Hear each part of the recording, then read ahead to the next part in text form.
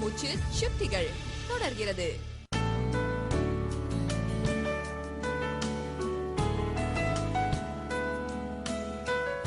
இது நிஜமா? நிழற்படமா? வரைபடமா? ஓ, ஓவியமா? இதை விட அழகாய் எங்கள் முகவரியை யார் எழுத முடியும்?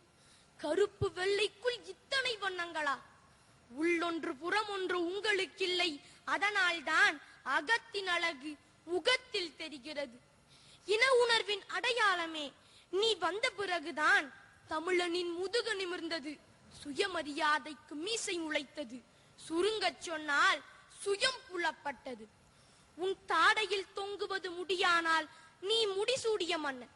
அது முடியல்ல, பகுத்தறிவின் ஆணிவேர். ஜெர்மானியக்காரரின் தாடி அகலமாயிருக்கலாம், ஆனால் உங்கள் தாடிதான் ஆழமானது, அழகானது. உன்னுள் மட்டும் இத்தனை வெப்பம் இறங்கியதப்படி? நீ போட்ட சூட்டால் தான் இங்கு பலருக்கு சொரணையே வந்தது. பல்லாயிரம் ஆண்டுகள் பின்தங்கி இருந்தோம். நீ வராது போயிருந்தால் சுயம் உணராமலேயே கதை முடிந்திருக்கும்.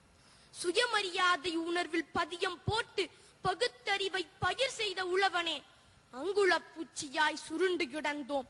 ஈரோட்டு தனலாலங்களை எழுப்பி மீசை இருப்பதை ஞாபகப்படுத்தினாய். பத்தவதார பொய்யை துகிலுரித்தவனே, ஆளும் வர்க்கத்திற்கு இன்றும் நீதான் சிம்ம சொப்பனம், முல்லை பெரியாராய். பத்தவதார பொய்யை துகிலுரித்தவனே, ஆளும் வர்க்கத்திற்கு இன்றும் நீதான் சிம்ம சொப்பனம், முல்லை பெரியாராய். மனிதர்கள் சமம், ஆண்டான் அடிமை இல்லை, சாதியில் உயர்வு தாழ்வில்லை, படி உணர் பட்டு தெளி, குட்ட குட்ட குனியாதே, எட்டு திக்கும் உனதாகும் என்றவன் நீதானே. வந்து மறைகிற வானவில் அல்ல நீ, எப்போதும் இருக்கும் கருப்பு வெள்ளை நிலா. ஒரு வித்தியாசம், உன்னில் களங்கம் இல்லை. நீ நடந்தாய், வைக்கத்தில் ஈழவனுக்கு இருள் விலகியது. நீ இல்லாததால் இன்று புலியின் குகைக்குள் எலிகள் புகுந்தன. இது சந்தி பிழை அல்ல, சந்ததி பிழையாம். மாற்றி எழுத மறுபடியும் வா ஐயா. சாவு உனக்கு சாத்தியம் அல்ல, அப்படி சொல்வது செய்திகள் மட்டுமே, சரித்திரம் அல்ல. இன்னொரு யுத்த காண்டம் எழுக தந்தையே. உன்பெயரில் சமத்துவபுரம், ஊருக்கு வெளியில் கண்டதேவியில் தேர்வடம் பிடிக்க கைகள் இல்லை. ஈழ அவமானம் நம் இனத்திற்கு இல்லையா? ஒவ்வொரு மேகத்திலும் உன் துளி வேண்டும், ஒவ்வொரு விடியலிலும் உன் கிரணம் வேண்டும். ஓட்டு பிச்சைகள் மலிந்து விட்டன, உடனே எழுந்து வா, எம்முள் இறங்கு இடியார்.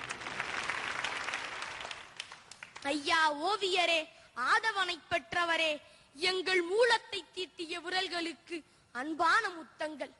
ஒரு வேண்டுகோள், அந்த நெருப்பை தீண்டிய தூரிகையால் என்னையும் தீண்டுங்கள். என் தலைமுறைக்குள்ளும் பகுத்தறிவு தீ பரவட்டும். நன்றி, வணக்கம். மகிழ்ச்சி கார்த்திகே. அதாவது உள்ளதை உள்ளபடி சொல்வது என்பதுதான் அவருடைய ரொம்ப அழுத்தமான அவருடைய ஒரு குணம். எதையும் மிகைப்படுத்தாமல், கற்பனை சேர்க்காமல், எது உண்மையோ அதை சொல்லுவது. வேடிக்கையாக நடந்த ஒன்றை சொல்ல வேண்டும் என்றால், அவர் ஆசிரியராக இருக்கிற போது அச்சுக்கோக்கிற ஒரு தொழிலாளி வந்து கேட்கிறார், ஒரு குறிப்பிட்ட ஒருவர் இறந்து போய்விட்டார், அதை நான் எப்படி எழுதுவது? காலமானார் என்று போடட்டுமா அல்லது இயற்கை எய்தினார் என்று சொல்லவா என்கிற போது பெரியார் சொல்லுகிறார், இறந்து போனவரை இறந்து போனார் என்று சொல்லி என்கிறார். செத்து போயிட்டான்னு சொல்லாது, ஏன் இதுக்கு என்னத்துக்கு வேற வார்த்தை எல்லாம் தேடுறார்? அவர் கேட்கிறார், இறந்து போயிட்டார்னு வெறுமனை போட்டா அது அவ்வளவு நல்லா இருக்காதுங்களே ஐயான்னு. பெரியார் சொல்லாரு, இறந்து போறது நல்லா தான்ப்பா இருக்காதுங்கிறார். எனவே அதை அழகுபடுத்த முடியாது, எந்த ஒன்றையும் அழகுபடுத்த முடியாது. ஏனென்றால் இயற்கையே அழகானதுதான், உண்மை அழகானதுதான். அதை சொல்லுகிற இயல்புடையவர் பெரியார். அவரை பற்றி சொல்லுகிற போது கார்த்திகேயன் சொன்னேன், நம்முடைய சுயம் எல்லாம் அவரால் தான் விளங்கிற்றுன்னு சொன்னேன். உண்மைதான், நம்மை எல்லாம், நம்முடைய சுயத்தை எல்லாம் அவர் வெளிப்படுத்தினார். ஆனால் அவர் தன் சுயத்தை மறுத்து கொண்டார் என்பதுதான் அவருக்கு இருக்கிற பெரிய பெருமையே. என்னன்னா, பணக்காரராக பிறந்தார், ஏழைகளுக்காக பாடுபட்டார்.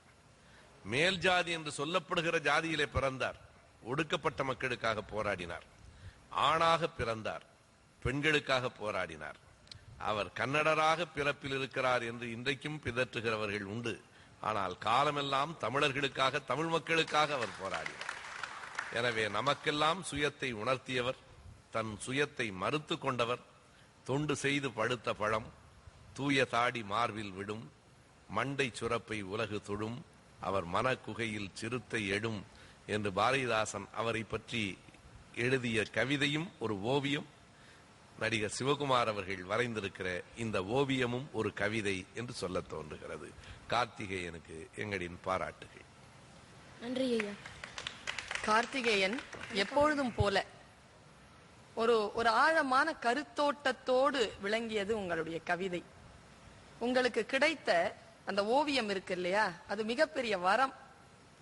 ஒருவரை பற்றி பேசுவதன் மூலமாக பேசுகின்றவர்கள் பெருமைப்படுகிறார்கள். அப்படி அவரை பற்றி பேசுகின்ற பொழுதெல்லாம் நாம் பெருமைப்படக்கூடிய ஒரு நிலையில் இருக்கக்கூடிய பெரியவர் பெரியார். இந்த பெரியார் அவர்களை பற்றி நீங்கள் சொல்லிக்கொண்டே இருக்கின்ற பொழுது, இடியாய் எம்முள் இறங்கு என்று நீங்கள் சொன்னவுடன் ஒரு அதிர்வலை தானாக எழுந்ததை எல்லோரும் உணர்ந்திருப்பார்கள். நிறைய பேர் 30 வயதிலேயே செத்து போகிறார்களாம். புதைப்பதற்கும் எரிப்பதற்கும் தான் 50-60 ஆண்டுகள் ஆகிவிடுகின்றன அப்படின்னு நான் வாசித்திருக்கிறேன். நம்மிலே உயிரோடு இருக்கின்ற நிலையிலேயே பலர் வெறும் இருந்து கொண்டு இருக்கின்ற பொழுது, அவர் எந்த அளவிற்கு இந்த பூமியில் இருந்தாரோ அதை கடந்த நிலையிலும் கூட ஒவ்வொரு வினாடியிலும் நம்முடைய மனதிலே, நம்முடைய வாழ்க்கையிலே வாழ்ந்து கொண்டிருக்கக்கூடிய பெரியவர் அவர். ஒரு மிகப்பெரிய ஒரு சகாப்தம், 1000 வருடங்கள் ஓய்ந்து கிடந்த பின்னர் வாராதது போல் வந்த மாமணி. அவர் மீண்டும் வர வேண்டும், அப்பொழுதுதான் நம்முடைய துன்பங்கள் எல்லாம் தீரும் என்ற நிலையிலே உங்களுடைய கருத்து விதைந்திருந்தது. வாழ்த்துக்கள். விளையாட்டு போட்டிகள் முடிகிற வரைக்கும் அணையாமல் இருக்குமாம் ஆசிய ஜோதி. அவன் படித்துக் கொண்டிருந்தான். சீமெண்ணெய் கிடைப்பது சிரமமாய் இருக்கிறது என்று அணைத்து விட்டு போனாள் அம்மா என்று கவிதை எழுதியிருந்தார் மேத்தா. ஆட்சி தமிழ் பேச்சு எங்கள் மூச்சு சுட்டிகள். ஒரு சின்ன இடைவேளைக்கு பிறகு தொடர்ந்து பார்க்கலாம். நாதசுர முழக்கத்தில் நாதனுடன் நாயகியும் பாதங்கள் காட்டுகிற விழாக்கள் பல உண்டு. முள்ளாக குத்தி என்னை கெடித்ததெல்லாம் முற்றாக பெண் சிசுவை முடித்தார் போல். கலை உணர்வு உள்ளவனே சொர்க்கவாசி மகா